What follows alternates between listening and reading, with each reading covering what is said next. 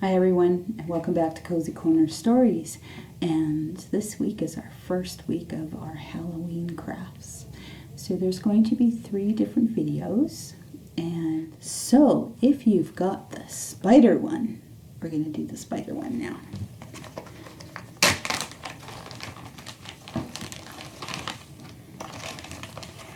So we're going to give you spider shape. Is that pretty spooky? And you're going to get the face of the spider. So here it is. So here's your spider. Then we're going to put a spider mouth on.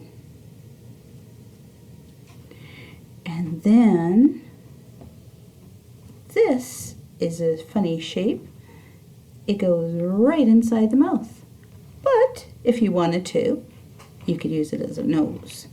And then the last thing is you get 1, 2, 3 eyes. And of course, you're going to get a string.